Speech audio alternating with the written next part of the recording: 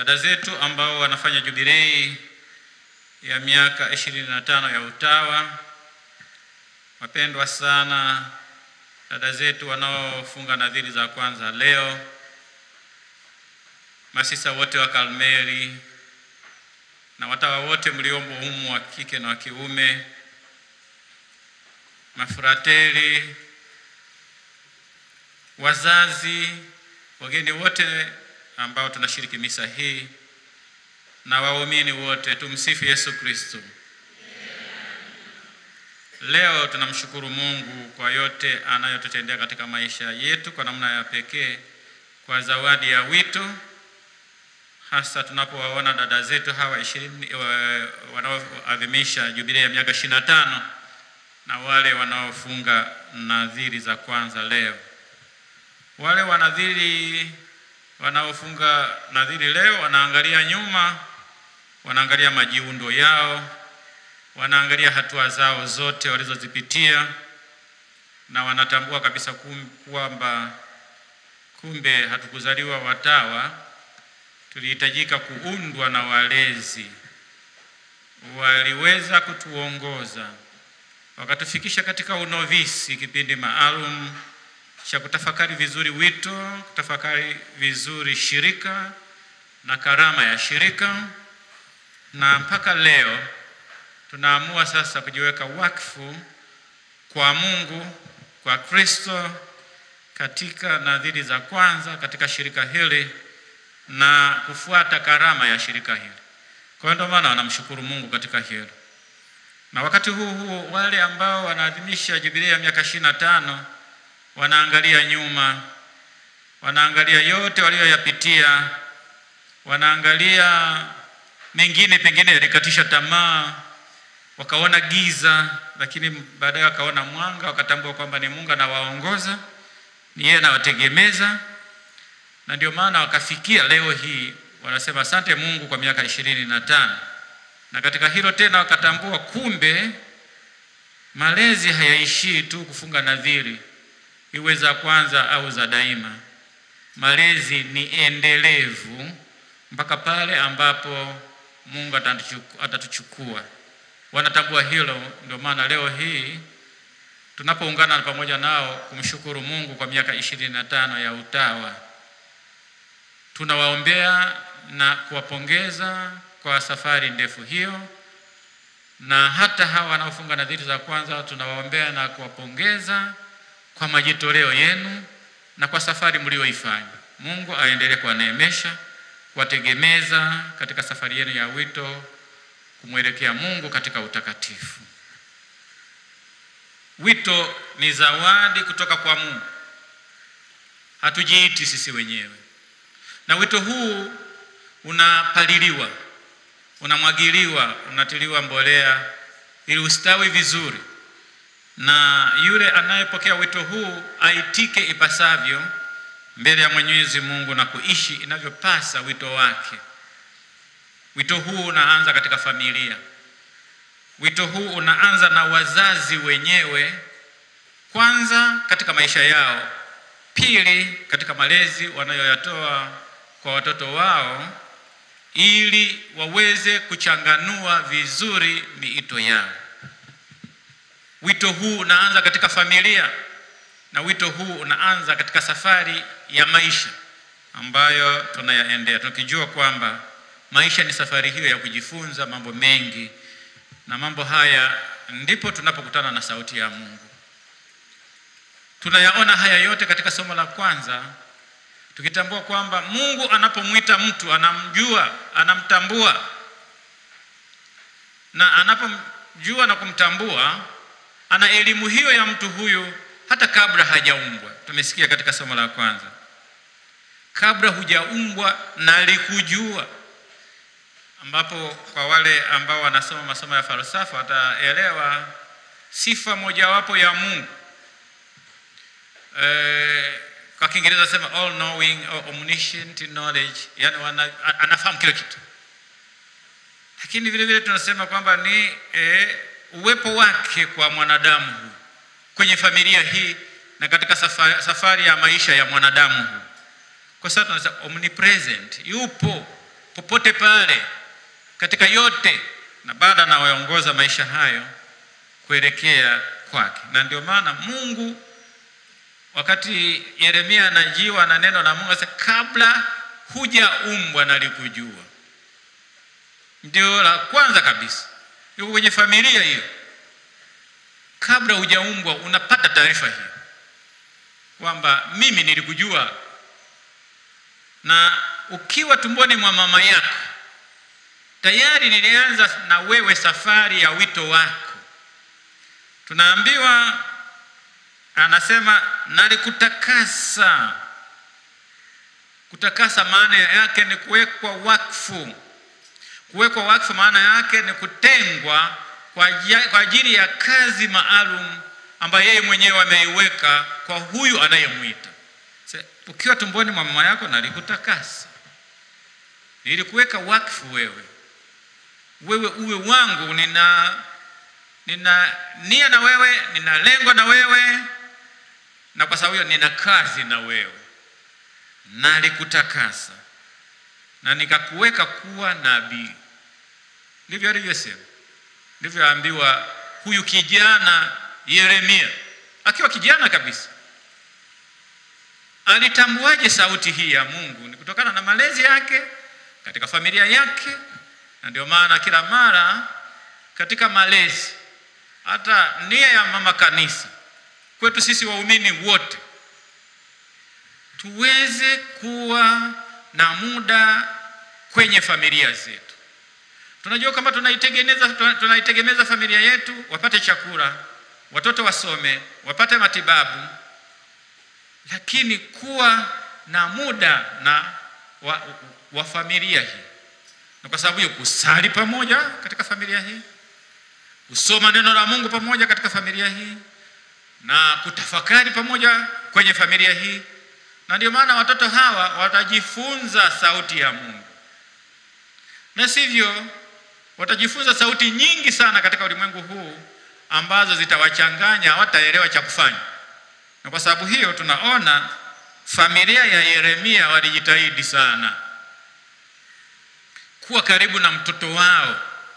Na ndio maana anasema neno la Mungu lilinijia. Alitambua ni neno la Mungu hilo lilimjia huyu kijana huyu katika familia hii na ujana wake. Na hili ni muhimu katika dunia yetu, na hasa kwa namna pekee katika ulimwengu huu ambao tunasema ni wa maendeleo ya sayansi na teknolojia, ambayo sasa unaweka kila kitu kwa yale matumizi. Unaweza ukatafsiriwa na mtu, ukaelezwa kadiri ya matumizi. Huyu ni mfanyakazi, kwa hiyo kazi yake ni kulima, ni kufanya kazi bila kujali kwamba inabidi ale, inabidi apumzike, na vile vile inabidi kasali, na vile vile aweze kuwa na nafasi ya kuweza kusali na kutafakari peke yake. Yeye mwenyewe ajitambue yeye ni nani bila kujali yale. Ninachotambua kazi. Na ulimwengu wa leo ni yale tunayoona ndiyo ya maana, lakini maisha ya kiroho mbali.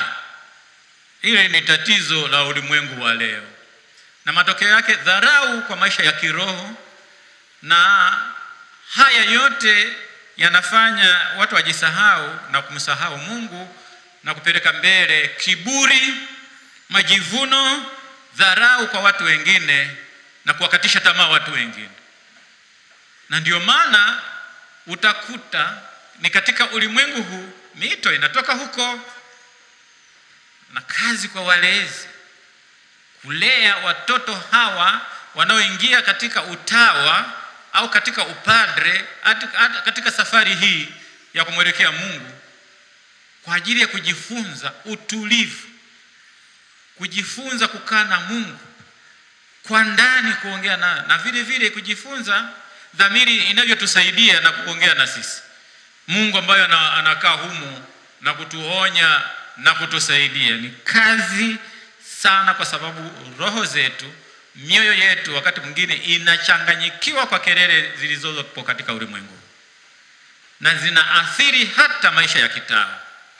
Na mtawa asipokaa vizuri, akazuba, anachukuliwa kirahisi, anaingia katika nyanja hizo na anakuwa ni wa ajabu, ambaye anaanza sasa kutufanya wengine tuanze kushangaa, kwa sababu anatuaibisha sisi sote kutokana na lile analolifanya. Ndio maana ni muhimu wazazi kuwa na nafasi katika familia, kulea watoto wetu, watambue wito wao, wapambanue mito yao.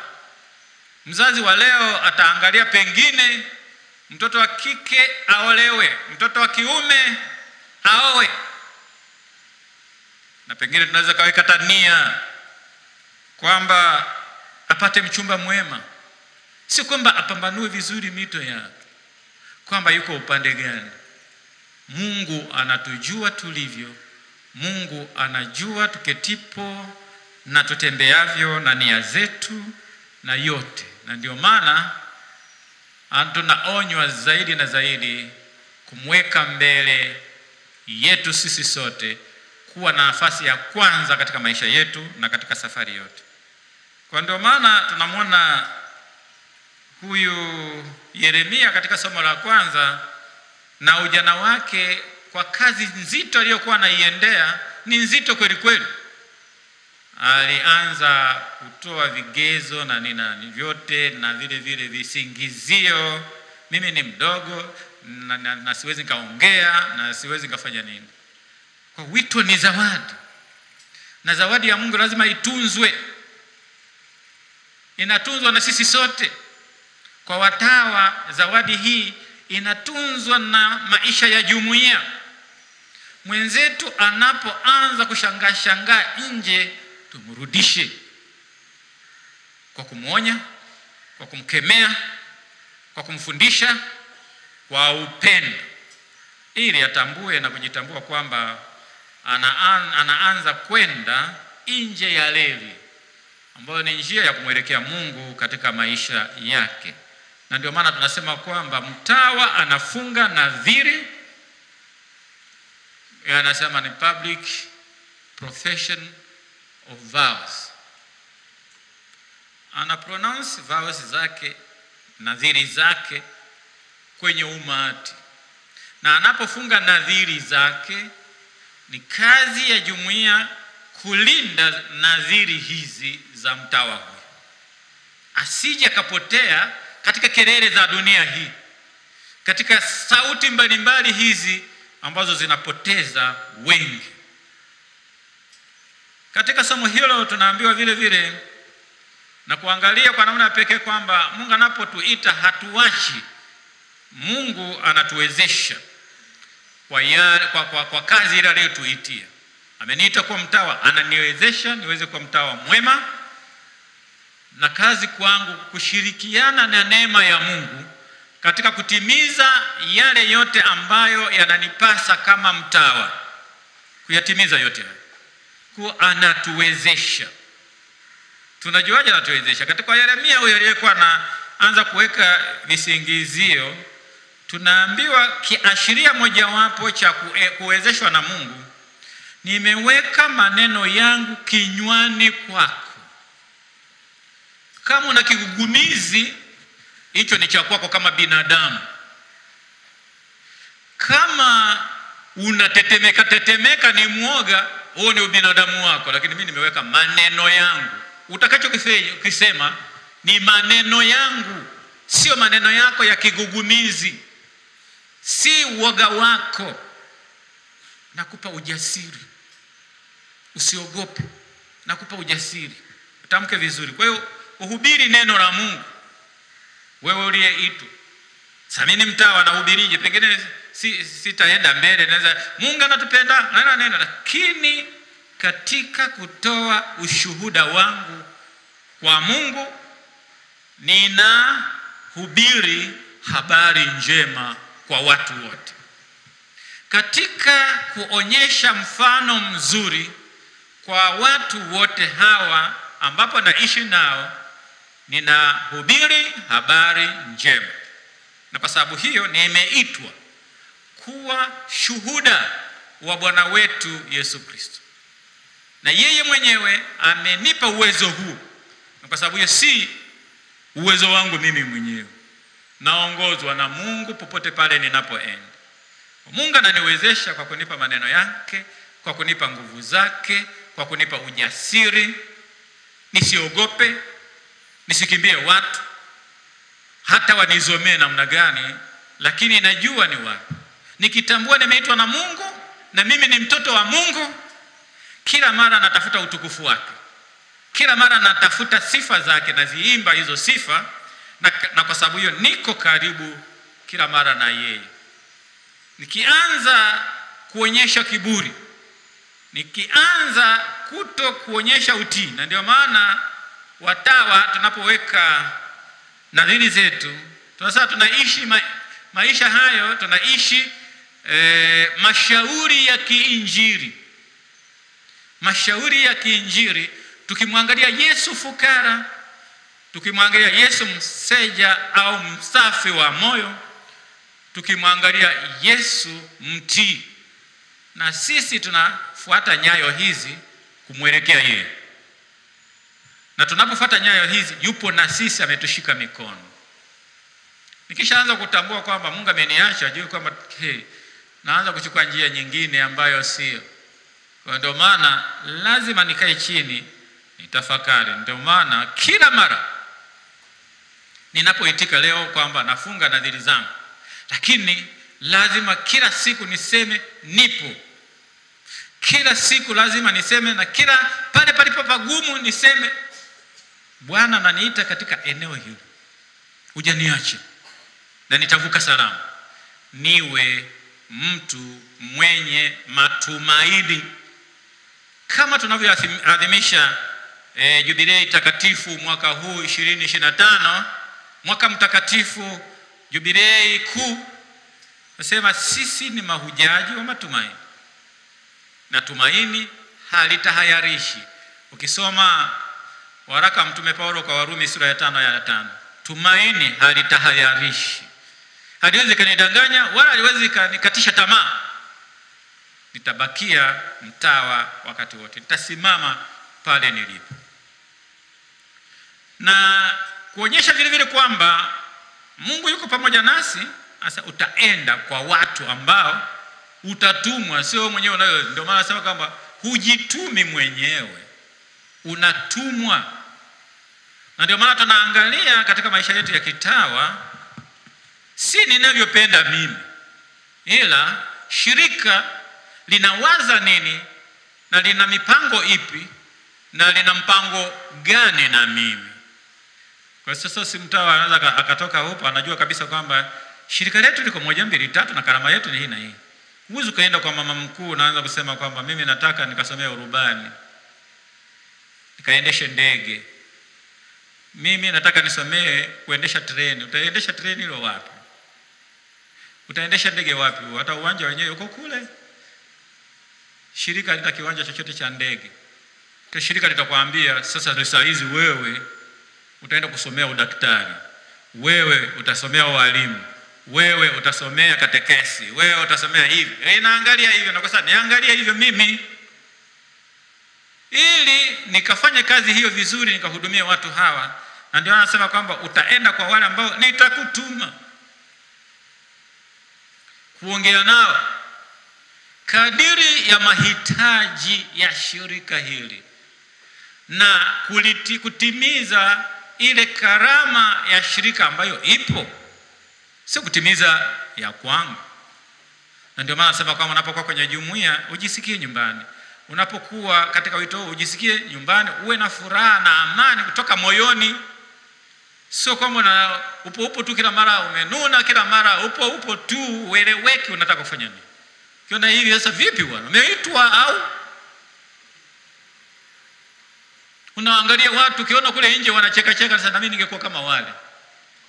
Nani amekwambia kwamba wale wana furaha?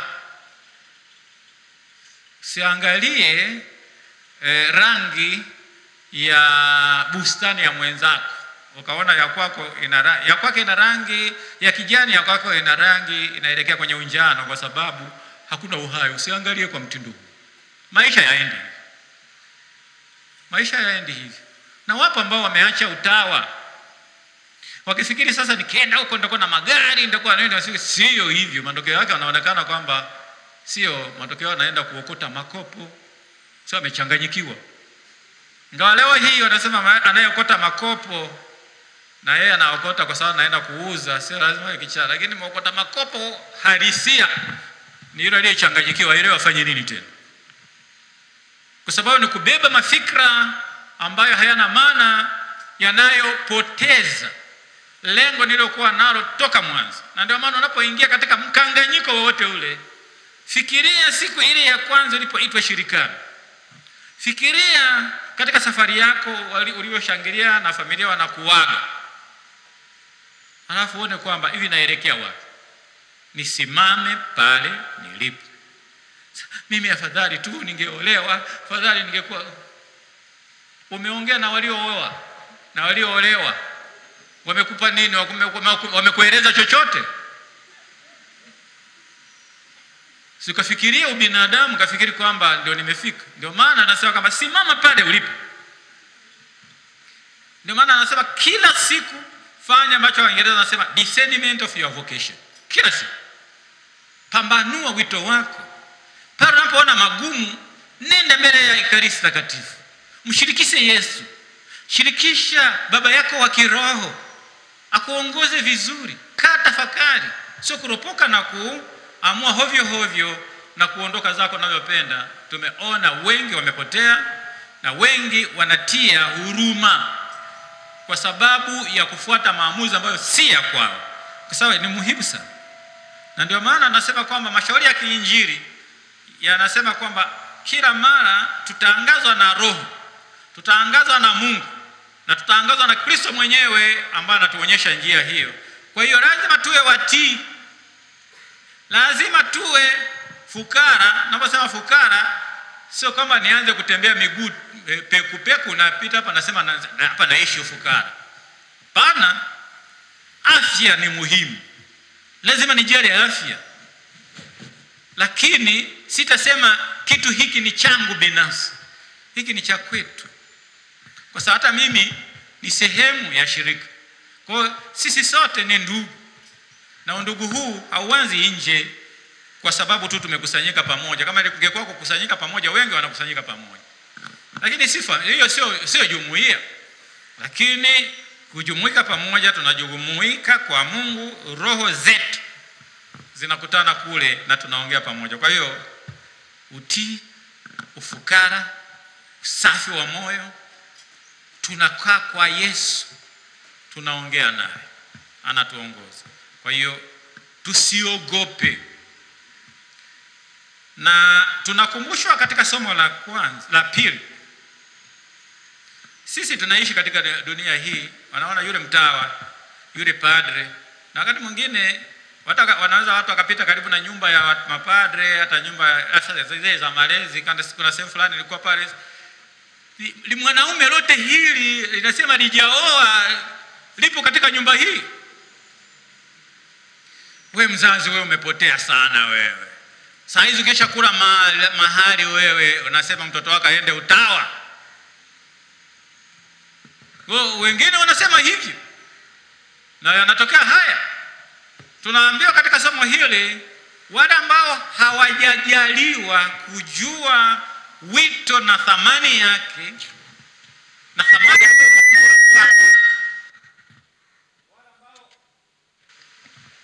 hawajui hilo, ndio wanaropoka.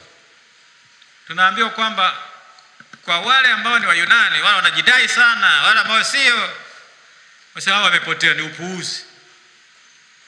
Tumesikia vizuri somo la pili linavyotuelekeza kwa mtu anapokudharau katika wito wako, usianze kuogopa kusema lakini ni kweli. Wewe, mimi nakwambia saa hizi ungekuwa unafanya biashara hii, ungekuwa Kariakoo, saa hizi ungekuwa na maduka haya na nini. Saa hizi wewe acha tu, nitakupa na mtaji. Lakini kweli umepotea. Ukishapotea tena, utakapoacha yule anayesema atakupa na mtaji, humuone tena, hata simu zake zipatikane. Unabaki kuhangaika. Wapo wengine alisema haya mimi naacha. Okay, wewe nunua nguo ile na ile unanipa mimi nakutunzia. Kuna mmoja alifanya hivi. nunua nguo nampa yule, nunua. Alipomaliza sasa naaga, amebeba na kabegi kake kamgongoni, anarudi nyumbani. Anasema sasa mimi naondoka, sitaki utawa wenu. Anafika pale anakuta jamaa yule. Sasa karibu sana kwenye nyumba ya, mko wengi tu. Wewe ni wa 10 sio wangapi? Hata nguo zile niliwagawia wenzako walikuwa hana. Naanza kulia tu, umeshaaga kule. Na kwa sababu hiyo lazima kuwa macho katika dunia ya leo ambayo inalaghai. Ahadi nyingi za kutamanisha. Na ndio kama hujawahi kupata iPhone, utapata na iPhone, sasa ngoja niende kwenye iPhone. Unaacha kitu chako cha thamani ambacho Mungu amekuwekea, unakimbilia huko. Matokeo yako unapotea. Na ndio maana ili kuweza kujua vizuri kwamba mimi ninachokielekea kina thamani kubwa, tusikilize vizuri injili ya leo inavyosema. Unataka kuwa mfuasi wa Yesu? Unataka kuwa mtawa? Unataka kuwa nani? Jikane mwenyewe. Na kujikana mwenyewe, acha ni tamaa ya hovyo hiyo. Ukitamani kuwa na iPhone, utatamani kuwa na vocha. Nani anakupa vocha? Asipokupa vocha utakuwa mwizi. Usipokuwa mwizi utafanya mambo ya ajabu ili upate vocha hizi. Sasa unapojikana mwenyewe ni sawasawa na mtu anayemenya ndizi. Ili upate ndizi nzuri lazima utoe maganda. Hakikisha kwamba kwa yule kwa mfano ambaye ni mkulima wa zabibu, asipopogolea hatapata mizabibu mizuri. Na maisha yetu vile vile hivyo. Kujikana wenyewe ni kujiprune, kujiweka sawa, tuzae matunda katika yale tunayoenda. Kujikana wenyewe. Na ukijikana mwenyewe ujue kwamba ni kubeba msalaba kila siku. Na msalaba wangu sifikiri kwamba naenda kubeba ile msalaba ile mti, lakini wale naoishi nao ndio Mungu amenipa. Kuna mwingine kila mara atanikosoa, kuna mwingine nitasema mimi sitaki nimuone, kuna mwingine yote haya wale naoishi nao Mungu amenipa. Jirani zangu, tukijua kwamba kila mmoja ni wa pekee mbele ya Mungu, na upekee huu mbele ya Mungu, kila mtu ana tabia yake na vipaji vyake. Kuna wengine paka aje afanye kitu taratibu. Kwa nini unafanya hivi? Ndio alivyo. Uwe mvumilivu kwa wenzako. Kama wewe umeweza kufika mbali katika safari yako ya wito, basi jua kwamba kuna walio kuvumilia vile vile. Sio kwamba umetungua haya yote kutoka hewani, hapana.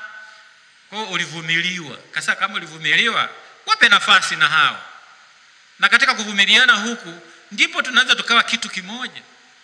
Na ili tuweze kufanya hivyo lazima tubebe msalaba. Kama tukikataa kubeba msalaba ni ngumu sana. Tutakuwa ni watu wa kuhukumu. Tutakuwa na watu wa kusengenya. Pata picha, mtu anasengenya kwenye jumuiya. Akisengenya kwenye jumuiya, yule mwingine anasikia aliyesengenywa huyu ngumi kwenye jumuiya. Matokeo yake jumuiya hiyo inabakia kuwa ni jumuiya ya ndondi. Na kama ni ndondi, na mimi unashangaa watawa wamevaa magloves ya kupigana. Sasa kuonyeshana ubabe ambaye sio hivyo. Kuvumiliana, kusameheana, kufanya upatanisho, lakini unyenyekevu na kuona kwamba Mungu ndiyo yote. Na amenipa yote haya niyafanye. Kwa hiyo kujitwika msalaba. Tusikimbie msalaba. Tunaelekea Kalvari na Yesu wetu. Hatuwezi tukaikwepa Ijumaa katika maisha yetu wakati tunatarajia kupata utukufu hata siku moja.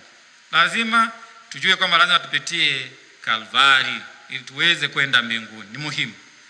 Ndio uweze sasa kumfuata Yesu taratibu. Wakati fulani pagumu na yeye mwenyewe anakuangalia, sasa Yesu naomba nisaidie kuinua msalaba. Mnaendelea naye.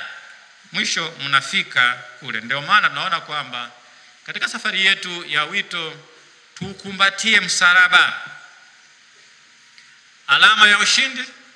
Alama ya ushindi huu ni bendera hii ambayo inatupa nguvu ya kushinda yote.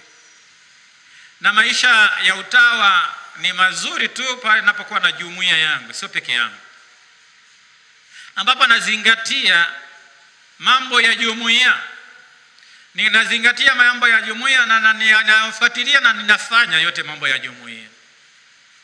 Siwezi nikachafua nyumbani kwangu nikafikiri mimi ni msafi nje. Ni unafiki wa bure tu.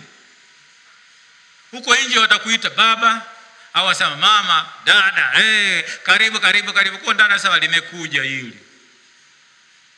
Ni lile. Nimesafiri afadhali tu leo tumepata nafuu. Sio. Kwa maana napofika pale, wenzangu, leo najisikia nyumbani niko pale. Na niliwamisi dada zangu, niliwamisi kaka zangu. Sasa tunakutana hapa, jamani nimetoka huko safari ilikuwa 1 2 3. Pole sana, karibu wewe, jisikie hivi, chukua hiki, chukua hiki. Na maisha yanaenda. Ndio ndugu hao. Na iona familia yangu ya nyumbani kwangu nilikotoka katika jumuiya yangu. Kama hayapo haya, kuna kitu si sawa. Na kama kuna kitu si sawa, kiko wapi hicho ambacho si sawa? Katika upande upi? Kirekebishwe. Na ndio maana tuna vikao vya kurekebishana, vikao vya kupanga pamoja, vikao vya kusaidiana ili tufanye vizuri. Tumwelekee Mungu zaidi. Kwa sababu lengo letu tufike mbinguni. Sio tukusanyike tuseme ni jumuiya au ni utawa, alafu hapo tunanuniana kila wakati na kutukanana kila wakati au kupigana kila wakati. Hapo tutakuwa tunamdanganya Mungu wetu katika safari yetu ya wetu. Bali tuishi vizuri. Na tumuombe Mungu atusaidie. Na ndio maana kwa namna pekee tunapongeza sana wale wanaofanya jubilei. Wamepitia hayo yote mengi. Na kama nilivyosema, pengine waliona giza, lakini wakaona baadaye mwanga kwa kumtegemea Mungu, kumkumbatia Mungu, kumbatia msalaba. Mnaoanza leo mko hawa 6, tutafurahi sana siku mnafunga nadhiri za daima 6, na tutafurahi sana mtakapofanya jubilei ya miaka 25 6 au mmoja amechukuliwa na Mungu, sawa. Lakini tusisikie kwamba ameshabadilisha, sio sister tena, ila ni mke wa mtu au ni mfanyabiashara wa Kariakoo. Hapa sasa tutasikitika sana. Kwa hiyo tunaomba kwamba tunawaombea na tuna matumaini na tunafurahi sana tunapowaona mnajiweka wakfu. Kanisa linafurahi, linawaona, najua kwamba hawa ndio wanaonyesha sasa kanisa lililo uzima lenye uhai. Na wazazi tunawashukuru kwa zawadi ya watoto hao. Na tunawashukuru kwa zawadi hiyo mnapowatoa kwa kanisa. Na tunajua kwamba mwezi mkarudi tena kusema sasa mtoto wetu huku mtoto mdogo wako amefukuzwa ada, achukue wapi hizo ada? Mtasikia nyewe watakavyotamka hapa. Tuwasaidie. Uzazi wetu haujaishi hapa leo. Wanapokuja likizo wanakuja kwetu. Kwa hiyo mkifika kule, wakifika huko, mwambie sasa mwanangu chukua hiki, ukasaidia mkale na wenzako. Mwanangu chukua hiki, peleka kwenye jumuiya yako. Sasa umekuja mikono mitupu, sasa chukue nini? Kwa ni zawadi mliotoa wazazi na mnajua maana yake na mtasikia vizuri wanavyotamka. Hata siku nyingine wanapofanya kienyeji wakiwa nyumbani kwenu, sasa we, mbona nilisikia pale ukitamka hivi, unavyoishi hivi ni vipi tena? Unatuaibisha kama familia. Kwa hiyo bado mnaendelea kulea kwa kuombea na kusaidia watoto wenu waishi vizuri wito wao ule ambao nyinyi wenyewe mnashuhudia wanapojiweka wakfu mbele ya Mwenyezi Mungu. Tuendelee kuombea sisi sote na kila mara kuwapa moyo kwa maisha haya ni mazuri sana na yanafurahisha. Na Mungu yuko pamoja nasi kila wakati. Hatujapotea hata kidogo. Anatutegemeza katika safari yetu. Tumsifu Yesu Kristo.